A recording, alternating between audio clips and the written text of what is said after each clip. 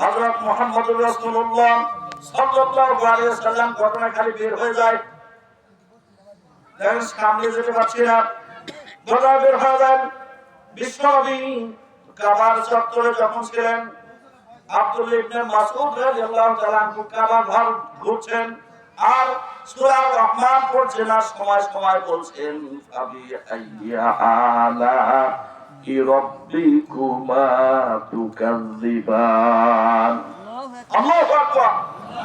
এইভাবে যখন বলছে, আবু জেহেল ওই কয়েকজন বন্ধু নিয়ে কথা বলতেছিল, এই কথা সহ্য হচ্ছে না, আমি তো তোদের তোদের প্রভুকেই মানি না, আবার কোন নিয়ামতের কথা বলো। এই যে এমন একটা চর মেরেছিল, চর মারার কারণে এত জোরে চরের লোকটা ছিল, কান ফেটে কানের তলা ফেটে রক্ত বের হয়ে গেছে।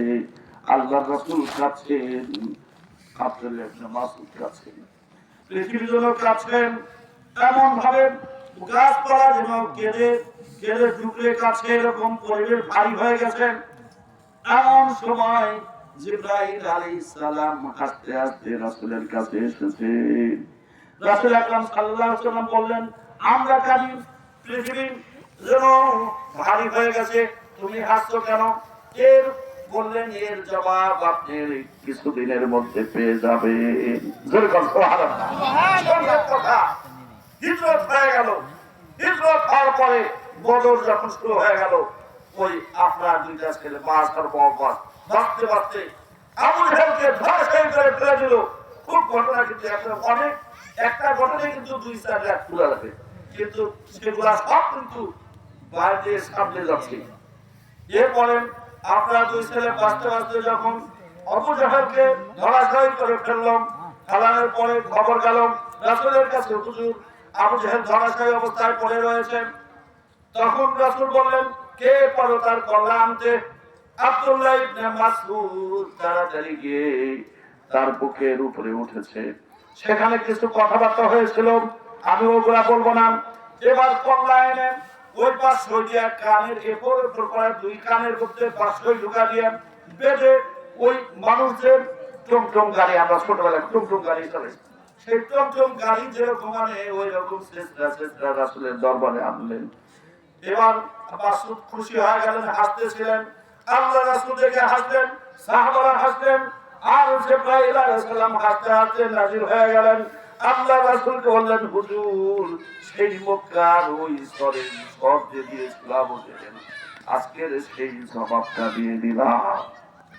সুবহানাল্লাহ। আমি ওই জন্য আমি বেঁচেছিলাম, ওই জন্য কি বেঁচেছিলাম, যাকে চল মেরেছো তার হাতে তোমার প্রাণ আছে।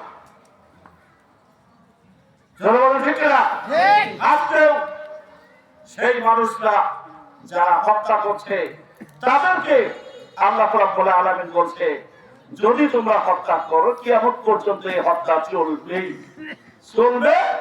সেই জন্য কোট করে দিয়েছেন। এখন যারা মুমিনদেরকে হত্যা করে তারা তাদের জন্য আযাবুন আলীম, এই আযাবুন আলীমে যেতে চান না জান্নাতে যেতে চান? জান্নাতে। আযাবুল আলীম মানে জাহান্নাম। জোরে বলেন ঠিক কি না? ঠিক।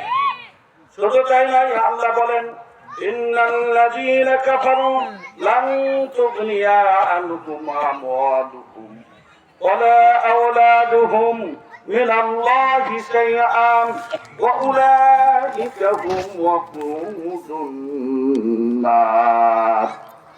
নিশ্চয়ই যারা কাফের, তাদের ধন সম্পদ, তাদের আওলাদ ওয়ালাদুন একটা ছেলে, আওলাদুন অনেক ছেলে, তাদের যত ছেলে থাক না কেন আল্লাহর দরবারে আল্লাহর কাছে শাইআন কোনই ক্ষতি করতে পারবে না, কোনো ক্ষতি পারবে না।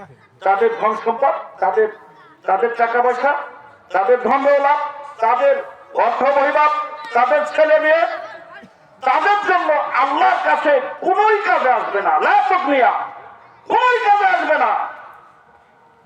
সেদিন কাজে আসবে আমার এত সম্পদ, আমার এত টাকা, আমার এত ছেলে মেয়ে, এত লাঠির জোর, লাঠি আছে, দিলেই 50,000 লাঠি চলে আসে।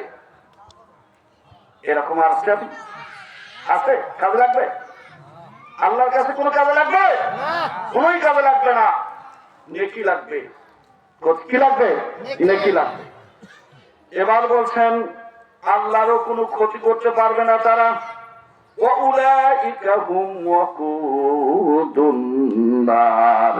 এরা শুধু দোজখের ইন্ধন হবে। এরা দোজখে যখন যাবে আরো জ্বলবে, আরো জ্বলবে। বুঝতে পারছেন? তাহলে এই জাহান্নামীদের সাথে থাকবেন না থাকবেন না, আপনারা চিন্তা করবেন কার সাথে আপনারা থাকবেন।